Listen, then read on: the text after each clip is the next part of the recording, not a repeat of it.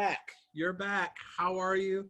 MBA 720, Technology Strategy and Business Innovation is live, at least live right now. You may be watching this in recorded format. High atop Chapel Hill, North Carolina, in Studio 720. Once again, I'm your excellent host, Professor Al Seegers.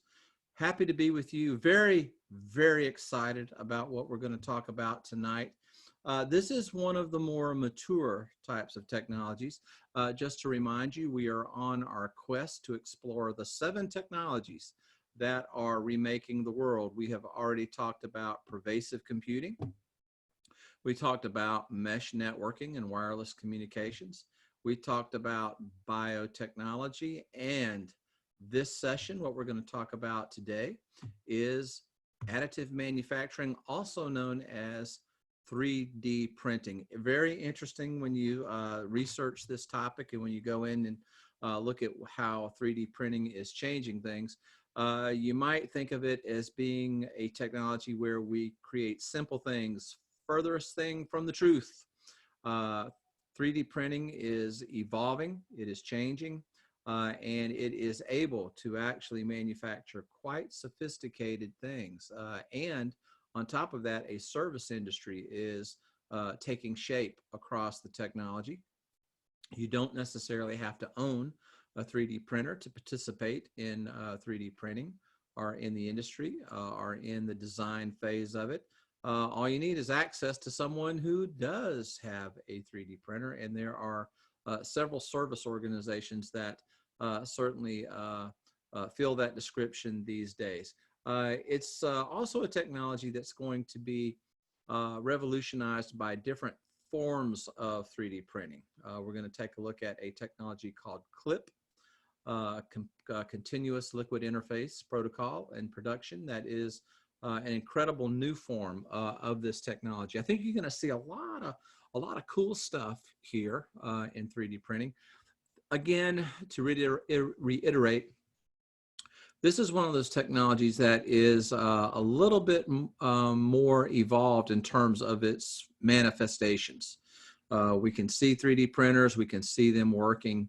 The business cases are, I think, forming. I think they're starting to form behind the technology, but there's still a lot more to come from this technology. So without further ado, let's jump in and let's take a look at what's going on in 3D printing.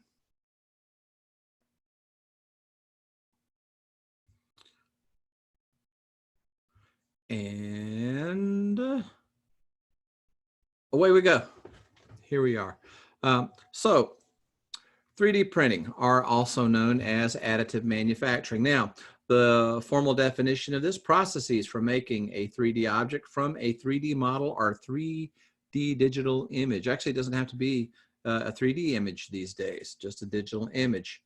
The process uses layers of materials under computer control for manufacturing. This is very exciting because what you're able to do is bring to life digital files in more of a 3D type of format. This is, again, I think you're starting to see a little bit of a trend here, a little bit of pattern. Certainly very useful for the medical sciences. The idea here being that if we take a radiology image, which is a flat 2D image, then wouldn't it be nice if we could see that image or whatever it is that we're photographing, be it a human organ, lung, heart, whatever the case may be? Wouldn't it be great to see that in 3D format? It gives you a better idea of how to perform a surgery. It gives you a better idea of developing strategies around that surgery. To do a little bit of family bragging here, my brother Paul, Dr. Paul Seegers, is a radiology faculty member at the other university, Duke University. And basically, Paul's specialty is creating the digital images that can then be 3D manufactured. And one of the, I think, interesting pieces of research that he has done is to take his technology and 3D manufacture tumors, cancer tumors, or different masses that occur in the body. He can take a radiology image, he can sharpen it up with his computer technology, and then you can 3D manufacture that so that a surgeon can see the form of the tumor, how it looks in 3D form, and start to develop some surgical strategy around that. So it's an amazing technology in the health sciences. Certainly, it's going to revolutionize manufacturing, revolutionize logistics and storage, and a lot of different things. So let's go in and take a quick peek at how it works. So here's a reference slide. I'm having a feeling that perhaps most of you have seen this in action. It's not very, very difficult. In fact, in terms of what's done a lot of time in 3D printing, it really works with the same type of line, if you will, or same kind of material that you find in weed eaters, a very, very flexible but fairly sturdy plastic filament that is actually commonly found in weed eaters. But basically it starts with number one, a 3D image is created using computer aided design. So that's called CAD software. If you ever wondered what CAD is, it's computer aided design. It's not hard. You can download some actually fairly good software from the internet that will help you render a 3D object. You can take a photograph of an object and then render it in 3D form. One of the more popular applications of this is creating bobbleheads. So you can actually render a 3D object, take a photograph of it. You know, maybe I ought to do that with Baby Yoda. Would you like to be a bobblehead? We could do that. No? Okay, well, you could take a photograph. I could take a photograph of Baby Yoda here. I could take that photograph, upload it, use CAD software to create a 3D image. You do get a chance to correct it, to change the measurements of it. The CAD file in step number 2 there is sent to a printer. And in number 3 there, you can see it's a very different approach to manufacturing. What you don't create a mold. That would typically be what would happen. You would create a mold or what we call an injection mold, where the mold would hold some form of plastic, and then you would you pour that plastic into the mold, and then you would chisel away the extra part. You don't do that here. What you're going to do is build the object in its final form, layer by layer. And as we're going to see in a little bit, that really, really helps in terms of creating less scrap. The price you pay for it is speed. So as we go through this and as you start to see these examples, I think the one thing that you have to balance is you get precision. That's a great thing. So you really get a rendering of an object that looks very, very close to its 3D representation digitally, but that rendering can take quite a bit of time. Going back to my little brother Paul's work at Duke, the more complex, so to speak, the tumor that they're trying to image and print, certainly the longer it takes to render that in 3D form. But the usefulness of it is not just to render the tumor itself. So, you know, if you're thinking about it, you know, as an object, you know, to render the tumor itself, what they want to do is render the tumor as it sits within the material around it. So that's really the useful part of it, is to not only isolate that in 3D, but to show how it sits in layers of skin or tissue around it. And then you can get, you know, things that look like this, you know, that have some context to it and some measurement that a surgeon might then be able to use to try to develop a surgical strategy for that. So there's quite a good bit of precision in there, but it does take a while to render that in terms of time. But that's changing. But I think that's the thing that I'm looking for in the technology. You know, if you ask me about it, and you know, just me, you know, stepping back and assessing it, it is that trade-off, precision for speed, and you're hoping that you can not sacrifice the precision, but get a little bit more speed in the process. And I think that's what everybody's really looking forward to and trying to accomplish. And here you go. Here's sort of the idea of what that would look like from 3D rendering, that is CAD software, to the final product there, or the actual 3D rendering, as we say, of the 3D object. And here are the printers, which are getting smaller, more powerful.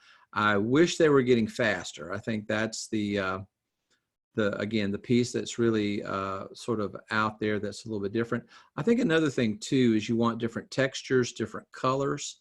That can typically be done these days with sand as a basic input into the 3D printer, with different colors of sand rendering color and context in that way. So I think that that would be one thing that you would hope to see, and of course different materials that go into it. Now again, when we go into the material sciences and nanotechnology, you're going to start to see a lot of revolution in the material sciences that informs 3D printing. And I would say that if I were looking at the reference science for 3D printing, number one, certainly the chemical sciences, huge. So if you're looking at the input into 3D printing, I would look for trends in the chemical sciences.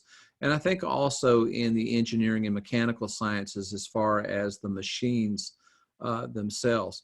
In terms of what the industry is looking for, or in terms of what I think where the most action is, I think that it's probably on that chemical side. Everyone is really interested in the polymers, the different chemical compounds that might go into 3D printing to render different manufactured objects, what those might look like, and how those might evolve over time. I would almost say the excitement is around that vis-a-vis the machines. The machines continue to evolve, but there's a lot of interest, I think, in terms of investment money, in terms of research money, in the chemical sciences around the inputs into 3D printing. Kind of an interesting anomaly there, you know, as I was doing this research and trying to understand sort of the evolution of the technology, you know, how it's manifesting itself in different ways. Let's take a look at it. Whether it's with plastic,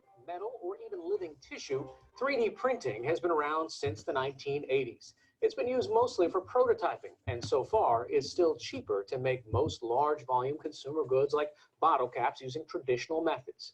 But as Miles O'Brien reports, recent advances could launch 3D printing into a new era. It's the subject of tonight's Leading Edge story, which airs every Wednesday. Just another day in an office park near LAX. No clue to the travelers above that a whole new approach to manufacturing is underway beneath their feet. It's happening at a young startup called Relativity, a team of for-real rocket scientists pushing space technology by pushing 3D printing technology to its limits. Here they are printing rockets, nose cone to nozzle. Rockets are the lightest weights, most expensive, largest, difficult to make thing that really 3D printing is the optimal solution for. Relativity co-founders Tim Ellis and Jordan Noon both realized this while working at large established aerospace manufacturers, where 3D printing has been used for decades to make prototypes or a few parts here and there. They figured technology now makes it possible to think bigger. But to do this, they first had to build something bigger. The largest metal 3D printer in the world. Made our own 3D printing head where we have aluminum wire fed in by this nozzle here. And then we're using an 11 kilowatt fiber laser to actually melt the aluminum. So as you feed in material on the right, then the laser melts it. So it's a very, very powerful laser. It can actually blind you from over 50 kilometers away. Good thing they aren't evil geniuses. Their mega printer is called Stargate, a 3-armed, 15-foot-tall robot.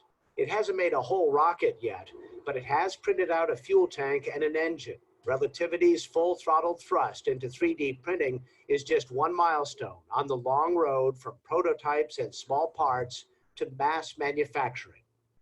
Mechanical engineer John Hart is director of the Laboratory for Manufacturing and Productivity at MIT. I'm certain we're in the early stages.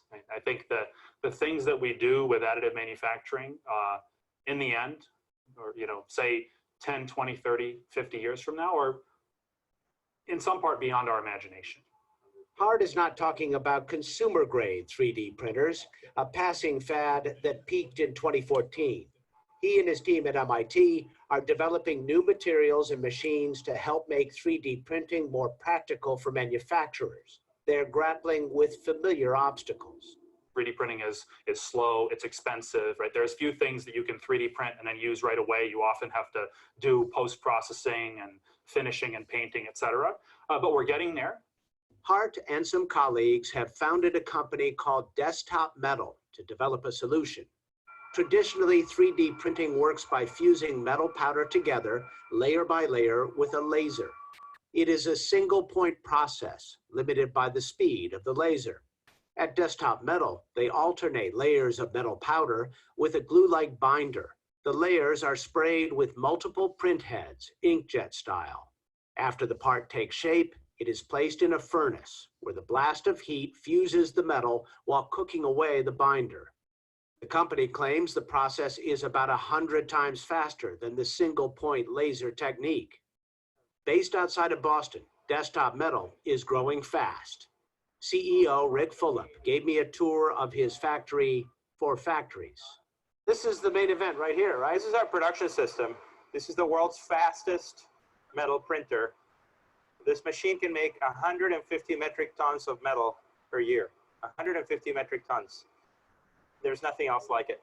The production scale metal 3D printer is slated for its first delivery to customers early next year. The machine is well suited to make higher end, lower demand parts like this. This is a part made in our production system. This is for BMW. And it looks like some kind of cooling fan or something like that? Or That's a water impeller that goes inside a water pump. But 3D printing is also spurring another revolution in industrial design. The technique enables the creation of objects unimaginable using traditional tool and die techniques. The company is designing with software made smart by the artificial intelligence technique called machine learning. And here's the ironic twist. The machine is designing parts that appear to come from nature's playbook. Check out these two parts. On the left, a sleek human design. On the right, the root-like handiwork of a smart computer. Andy Roberts is a software engineer. You've tested this, and what happens? What we find is that the parts have been self-organized so that they distribute the strain evenly across the part. So there are no sort of hot spots where you get a crack forming, for example. So this is better than a human could do? Oh yes, it is better than a human could do. It may take some time before organic-looking parts take root. But in the short term, some big players like BMW and Caterpillar are anxious to try new ways of manufacturing their current designs. A lot of customers for industrial printing do get it. They've been working with the technologies for many years, studying them, prototyping with them, and there's this urge and thirst for mass production. I wouldn't have said this 3 to 5 years ago, but I'm convinced of it now because you see more demonstrated applications. If 3D printing delivers on these promises, it will do much more than upend the process of manufacturing. The ripple effects are far-reaching. From how the designer, the engineer goes about their work, to what the factory looks like, to how business agreements are structured, to where factories are placed, to what production workers do on a daily basis. It's all going to happen. And I like to think the goal is to get ahead about the understanding and the vision and help make it happen. At Relativity, they are still developing designs and printing processes, but they have reason to believe they have launched a good idea. They printed this giant 14-foot-tall fuel tank in a matter of days. A traditional manufacturer would have taken a year. But for Relativity, the real proof is in the testing, and they have successfully fired their printed rocket engine 85 times at NASA's fabled Rocket Testing Center in Mississippi. So that's like a fully printed design would normally be almost 3,000 parts, but we've gotten it down to 3 and really shown that that's robust and that it works. By the end of 2020, the team hopes to be delivering satellites and other payloads to low Earth orbit with fully 3D printed rockets. They predict they can cut the cost of even the cheapest flights today by more than 80%. A game-changing number like that would destine manufacturing for a tectonic retooling, layer by layer. For the PBS NewsHour, I'm Miles O'Brien. Just an amazing science, an amazing frontier. I hope you caught that at the very end, the comment about low Earth orbit satellites, them manufacturing in 3D, using 3D printing, the technology, the rocket boosters that will launch in place low Earth orbit satellites into their orbits. Really fascinating how you can see 3D printing start to push over into what we talked about in edge networking. So again, what I hope you're seeing are these little linkages. To me, that's the real interesting story within the story. You've got these 7 buckets of technologies, but when they start to combine together, you really start to see some incredible types of, nothing short of magic in terms of the way I think about it. Here you can see a really cool 3D printing type of technology. This again is heavy machinery and being able to print in metal and metal resins here. So it's not just small plastic objects, so to speak, that we're seeing 3D printing used on. Not at all. It is able to print very sophisticated parts. That's going to revolutionize product design. It's going to revolutionize the way we manufacture, and it's going to revolutionize the positioning of manufacturing facilities. And that really leads into sort of the idea of sustainability. As far as 3D manufacturing goes, in a traditional type of sense, you're creating the machine work, the machine tooling, which creates a lot of scrap. Notice that in additive manufacturing, very, very little, if no, scrap. So from the standpoint of sustainability and design, you're seeing a real match there between the technology and sustainability or environmental management. So again, another exciting piece of the technology. Additive manufacturing could reduce energy use by 50% and metal costs by up to 90%.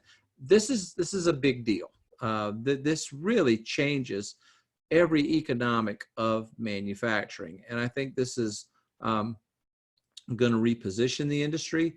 It's going to open up a whole new frontier of design. So again, technology-based industries, absolutely marching on into exciting and very, very promising new frontier. I'm so glad you're taking this course and I get a chance to talk to you about this and to expose you to all of these new ideas and these technologies, because again, one of the things that is needed in all of these industries is business thinking. So you don't have to be an engineer to be a successful executive in the technology industry. You have to be creative.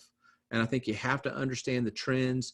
You have to be able to forecast, to use technology forecasting effectively. And you just have to be curious. I really think that's the key thing, to be curious about technology, to read about it, and to dream about what it might do, and then start to marry that with your business training, and the idea of the business frameworks that you're learning. Then suddenly, these ideas take root. They become business models, and they become something that can really, really change the world. So again, if I seem excited about it, I am. It's just incredible what these technologies can do. Well, one of the things that you're seeing as a result of all this is 3D printing as a service. Since this frontier is opening, since it's becoming more dynamic, there are now service companies, and I'm going to introduce you to one, Shapeways, that actually will 3D print your designs for you. This is a great way to run a business. Shapeways can save you manufacturing costs. They can get your product to market fast. All you need is an idea. It is the world's largest online marketplace to showcase and sell 3D items. So let's take a look at Shapeways.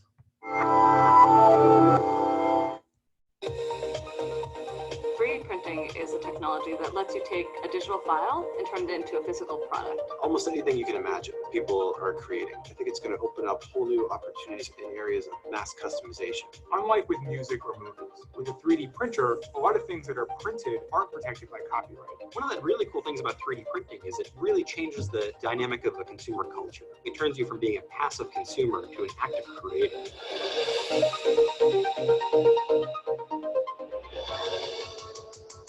3D printing is this amazing new technology where you can take a 3D digital file and with the click of a button, use that file to create an actual physical 3D part. So how does a 3D printer work? The first step is to get a 3D file, and you can get your 3D file in one of two ways. One, you can simply download the file from the internet. The second way is you can design your own 3D part. The software is going to slice your part up into layers. By building a part layer by layer, you're able to create a plastic part in 3 dimensions, and the possibilities are limited only by your imagination. People will create their next big invention, or engineers and designers create small production runs or little prototypes. Teachers can use it to print out teaching aids. If the teacher is doing a little lesson on a ship, they can actually print out a sailing ship and pass it around the class. And people print out things for around the house. iPhone cases are pretty big. You break a towel hook, you can print out a new one. We want to make 3D printers at a price that the average person can afford and also easy to use. We're already seeing late stage early adoption of 3D printing, but for me, the exciting thing is what's to come. Shapeways is an online 3D printing community and marketplace. Anyone in the world can upload their 3D model and we'll print it for you. And then also, if you decide you want to make it for sale, you can sell it and we'll produce it on demand for that customer wherever they are in the world. You can essentially bring a product to market with no risk. You don't have inventory anymore. You don't have to make sure that there's a market ready for your product. If you sell one, that's awesome. If you sell 10,000, then all of a sudden you have a passive income model, and that radically changes the economy. Usually to bring a product to market takes a year, and then you have to find the manufacturer and the investor. And so it's going to force us to change the way we think about not only buying products, but how they're made. One of our colleagues broke a stroller and it would have cost him something like $250 to get that part in the mail from the stroller company. And he literally just 3D printed a stroller part and got it for $20. You have this explosive technology where everything is made just for you, but at the price and quality of something you buy in a store. This could be a scary technology for some companies, because what does that mean for seasons now? You have infinite inventory, and what does it mean for scarcity, which is one of the core tenets of so many industries? I think it's very similar though to social media or other tools of engagement where you're afraid to see what that would mean to let consumers co-create with you, or to really rethink your traditional manufacturing process because you have so many middlemen. I think we just have to stop thinking that you need to reach 100,000, a million people for something to be successful. Customizations, really changing the way that we have to think about design and production as well. People who make money by selling things that are all of a sudden easily copied with a 3D printer are going to be worried that people are going to be making unauthorized copies with those 3D printers. And I think one of the challenges for them is going to be, well, how do I react? Objects that are artistic objects, that are objects that you would hire an artist to make, those things are all going to be protected by copyright. But those objects that actually do things, that have a use besides just sort of entertaining or looking nice, a lot of those are going to fall outside the scope of copyright. They might be protected by patent, but a lot of them won't be protected by any sort of intellectual property at all. And as a result of that, you can use them or improve upon them or build on them as much as you want, and no one can stop you. 3D printing right now is at its very beginnings. And so you don't have a lot of case law about everyday people making exact copies of physical objects, and certainly not a lot of case law about people being able to do that on a large scale. The good thing, hopefully, is that the industries that are disrupted by 3D printing have the model of the music industry to maybe learn from. The music industry, when someone started copying things, decided the best thing to do was take their time and their money and invest it in suing everyone they could find and try and stop the progress of technology. That didn't work very well. And so the hope is is that these creators, when they see this new technology, they capture some of the upside and they say, oh, wait, this can change my business for the better. And they do that. It's a hard thing to do, but the music industry has taught us that it may be the thing they have to do. 3D printing is going to have a profound impact on all of us, whether you consider yourself a designer or not. In the future, there are going to be 3D printers that will allow you to actually create three-dimensional structures out of living cells. And they can build very complex structures like blood vessels or skin tissue. And the idea there is that in 10 or 20 years, these scientists are going to be able to 3D print tissue that can replace damaged vessels in the heart, or they're going to be able to print replacement organs. So you won't have to go to find an organ donor anymore. You'll just be able to have one 3D printed at the hospital based on your own cell and your own genetic makeup. Right now at MIT, scientists are working on 3D printers that would actually allow you to print food. And who wouldn't want that in their house, right? If you could just ask Siri to cook you a steak. I mean, it's really going to be an exciting time in the home. In Japan, there's a company that's taking sonogram data. So they scan a pregnant woman's belly, and they're able to actually 3D print a figure of her torso. So instead of just having a fuzzy little black and white picture, you're getting a real model of what your child is going to look like. People are using 3D printers to do all sorts of interesting things in terms of the environment. Researchers are using 3D printers that can print concrete to make replacements for parts of the Great Barrier Reef that have been damaged. Normally, those reefs take thousands of years to build, but what these scientists do is they find the areas that are damaged, they make CAD replicas of those damaged areas, and they print them in concrete. So it's a base structure upon which coral can create a top layer, and that helps reinvigorate the environment and helps return normality to that area. And one of the coolest things about 3D printing is that it's a community that never stops innovating. There are hundreds of innovators who are making little tweaks to these products, who are trying out different things. And so it really gives everybody an opportunity to create anything they could imagine. 3D printing is the next wave of how brands and consumers can engage, and now we're just starting to see that happen. In a few years' time, they're going to be no more difficult to use or difficult to understand than a camera phone. The way to protect creators and designers is to make sure to give people a way to spend money on 3D printed things. In the future, we're going to see a lot more people unleashing their pent-up creativity, and that's what's most exciting for me.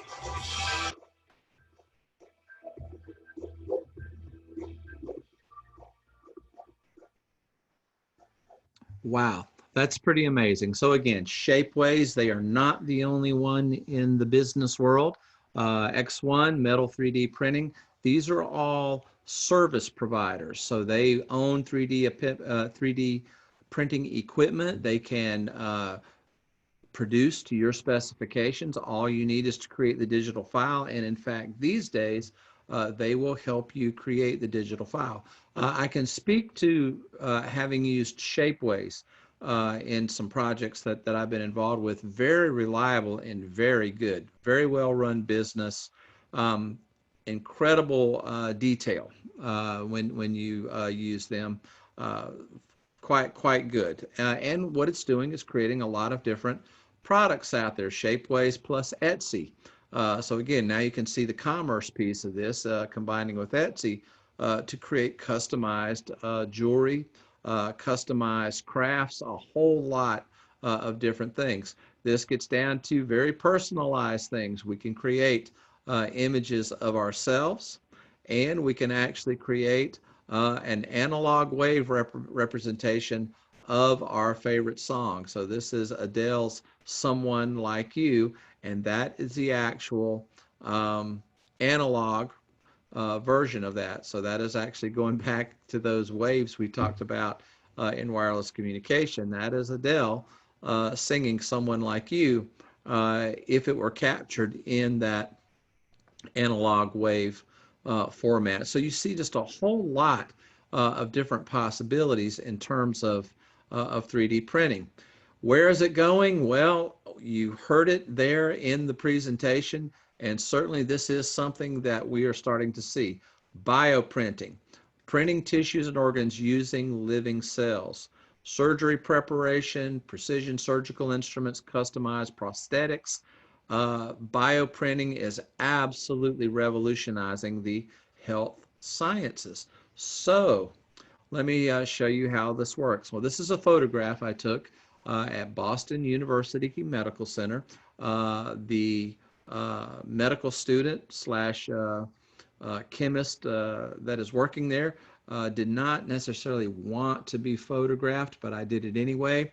the reason I took the liberty, that is my daughter, Kristen. And so she is a medical student there at Boston University. She is actually mixing a chemical, creating a chemical resin there that will go into a surgery that is going to happen in about 3 days' time from when she is mixing there. So that's her working in the lab to try to get the resin just right. They then use 3D printing to produce, voila, an inner ear component that will actually be surgically, I guess, installed. Is that the right word? Implanted. How about that? I think that's the right term for it. Into a patient. And so you can see the process from her creating the tissue in the lab, and from a chemical standpoint, to going into a final implantable type of what I'm blanking on it here, part. I'm trying to, I don't want to call it a part, but that's what it is. It's a part that will go into a surgery. And again, the time between that is about 3 days' time before they're able to mix that up and then to actually produce the needed part for surgery. You can also see that 3D printing allows you to even create a 3D rendering of a child that is in vitro. So this is the actual photograph of the child as the child appears in the mother's womb, and then you can see a 3D rendering of that child. So pretty amazing stuff when we start to think about this applied to the medical sciences. So here's something from Duke University about how can you, 3D printing. I guess, do better with personalized medicine, and that's what we're doing. So all the scans are tailored to the patient, but then we take that scan another step further, have a virtual model, and then have a 3D printed physical model. I guess I like to think about it as every body has a story, and we try to help illustrate that. So from a clinical perspective, I would like every patient who is having a cardiac intervention have a 3D print of their heart. So the genesis of this collaboration really started to begin around us building out that I&E type 3D printing offering with our students and the faculty and staff members that were using that equipment started to leverage it very effectively against the problems that they had. So of course the thought is, if they're using these relatively cheap tools to solve problems, we could probably solve even greater problems with better equipment. Early on in our experience, we had a child with an incredibly complicated heart, what's called a crisscross heart. And in terms of being able to actually understand the anatomy and in detail to plan the surgery, it was critical to actually be able to turn it over in your hands and look at it. And it made all the difference in terms of doing the appropriate planning for that child, who's now doing very well as an older toddler. Was this hole put there on purpose? That was put there on purpose, yeah, that was kind of put there so we can see it. So when people come in with a jaw fracture, they're typically what's called comminuted, which means in a lot of different pieces, and it can be difficult to figure out exactly how to put the pieces back together. What we do pretty regularly for the really complicated cases, we'll just get their CT scan and using that print out a model of the mandible and exactly how it's broken. And so before we ever take the patient to the operating room, we know exactly what size plates we want. We know exactly where they go. We know how all the pieces fit together because we played with this little plastic model that we built. That's pretty lifelike. At Duke, this has really shown the strength of collaboration. It's shown the strength of collaboration between surgery and pediatrics. It's shown the strength of collaboration between radiology and surgery, radiology and pediatrics, radiology and cardiology, and collaboration with Chip and his team in the Innovations CoLab. This is a university-wide collaborative effort that is producing incredible results that could really only be achievable at a place like this.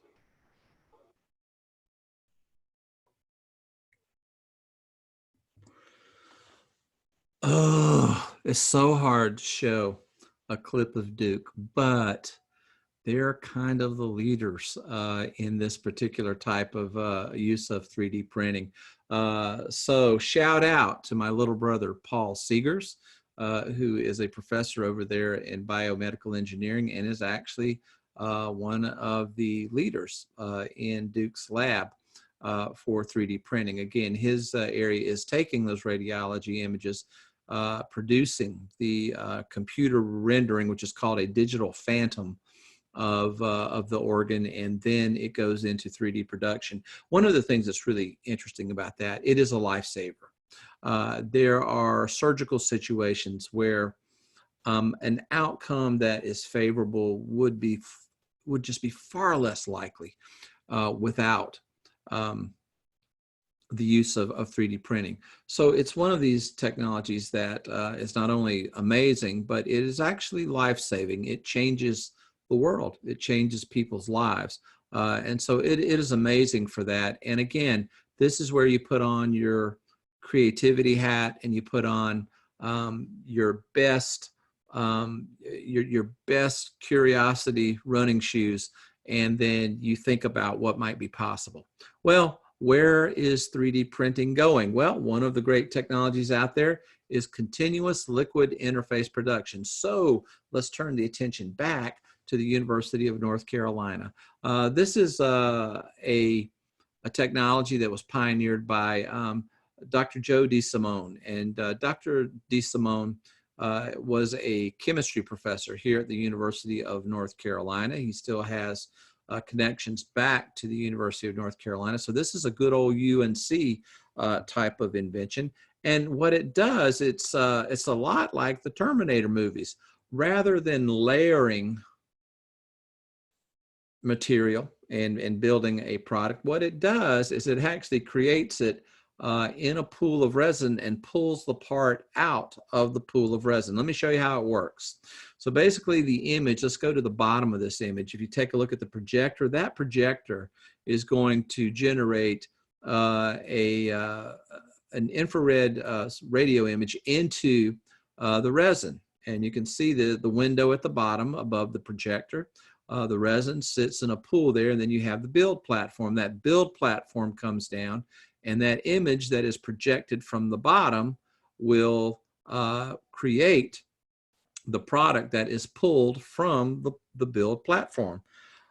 This is something that is almost something you have to see to understand. So let's take a look at how it works here. And you can see that this is going to be a lot faster shown in the video than it actually occurs in real time. So the platform lands on top of the resin. You can see the projector underneath that is actually projecting an image up through the resin to the platform. The platform then pulls the part out of the resin. Now imagine if this were something that could be sped up, and if it's something that could produce very heavy objects, metal objects, different parts. Take a look at the beauty here. There's no excess material. That is a very intricate part, and it is created basically by pulling it right out of the resin. There you go. There's the future of 3D printing. And again, that's a first form technology. So one of the things that you would think about there when you think about additive manufacturing in clip, that is a first form. That may not be the final form of it. There may be other manifestations of that technology that are coming out. As that technology evolves, it certainly could take, I would say, the device side of additive manufacturing and really flip it and really create something entirely new. So there you have it, additive manufacturing. This, again, is an incredible technology. It is not something that I think is fully formed where we could say it's mature and we have seen all there is to see. I think there's still more to see ahead. I think for me, the most exciting piece of it is what you saw in Relativity, the rocket production, the booster rocket production. If we can apply it to heavy and dense type of materials. I think that's going to be a real game changer. I think in bioprinting, you're going to see a lot of revolution there. I think that might be the future of how we create organs. Imagine if you need a kidney, that it can be created out of your own cells using a 3D printed device. Now, these things, again, are early. Some of it's early, some of it's more developed than others. But what I believe about this technology is that it's going to pick up speed, it's going to pick up momentum, and we're going to see the technology really start to change things very, very rapidly. Again, I think the key here for you and for me, this is not just, your task, but it's certainly my task as a researcher and someone that is interested in studies the field of technology, is to really think ahead about how this technology might change things, how it might revolutionize industries. For me, I think it's also interesting to think about how it might change design, how you design things, how you build things, how we think about the way we create and the products that we might create. I think there's also going to be a huge service industry. So I think Shapeways is certainly one of those early business cases. It certainly has proven itself in revenue, proven itself in reliability, but is that going to be the only 3D manufacturer? Will a company like Amazon get into 3D manufacture? I would think they almost have to.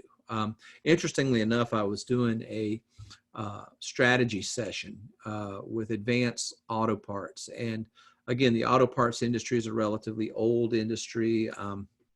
The revenue models are pretty well known, and the customers are pretty well known. And one of the things that I talked to them about was 3D printing. What if an AutoZone store was really a virtual store where you could 3D print a part and then have Amazon deliver it out very, very quickly. Or if you wanted to start to manage inventory, because the inventory management is a troubled part of the business. It's hard to stage inventory where you need it and get it to the mechanics and to the do-it-yourselfers that are trying to repair automobiles. So how would you do that? And it was an amazing event to watch. It was amazing to watch the executives really struggle with that. And I think the first pushback was, well, you can't do that. You can't possibly print an automotive part. And I said, yeah, it's already been done. It's already been done. There were custom mechanics, and these are people that build cars that are a little bit more powerful, a little bit faster than street. They were already building carburetors, and they were building different components of engines themselves. They were designing them, 3D printing them, and then having them installed in automobiles and selling those souped up automobiles. That's what we would call them, super fast automobiles, for premium price. And it was already being done. This was already occurring. And I think it surprised a lot of the executives when they saw firsthand what the possibilities are. So for you and me, that's what we have to think about is, again, not only the technology, but what does this mean for economics? What does it mean for prices? What does it mean for inventory? A lot of different things. So again, interesting technology, incredibly interesting technology, something that is still evolving. So there you have it for tonight. Broadcasting to you from Studio 720. I hope you're doing good out there. I think about you. I think about how much fun it is to see you in the classroom and to be with you and to get to know you. I think that's what I miss most. But the thing I'm thankful for is the technology that allows me to come to you high atop the studio here, maybe play a little music for you, invite you kind of into my world, so you can see where we live when we don't live in the office and when we don't live at the university. We do have hobbies, believe it or not. And so it's nice to see you. I hope you're doing well. The next time we get together, we're going to move into the different world, the very, very different world of artificial intelligence. We're going to go into nanotechnology. We'll go into robotics, a lot of different things ahead for you. But we're kind of midway through the journey through the 7 technologies. At this point, if you're thinking about the requirements for this course, what's being asked of you, what I want you to do, again, project number 2 is dealing with the 7 technologies, where you'll take one or more of these technologies and discuss how they're changing an industry, how they're changing business, and what the future might be. It's good to think about, where you want to make your identity, where the thing that you're most interested in. Is it 3D printing? Is it biotechnology? Is it mesh computing, pervasive computing, robotics, which we haven't gotten to yet, machine learning? These other things are nanotechnology. And choose one and really do a little bit of research on it. I think it's going to give you an opportunity to stretch yourself a little bit, an opportunity for you to learn some interesting things. I think that's, to me, what I look forward to every day is learning more. I love to learn. I've never lost the desire to learn new things every day. So it gives you a chance to do that. And that's what I really want out of this class, is to give you a chance to investigate areas that are of interest to you and something that might benefit you later on. So once again, high atop Chapel Hill, Studio 720. I'm going to sign off for this segment, and I will see you again soon. Stay well, and remember that small kindnesses can change the world. Take care now.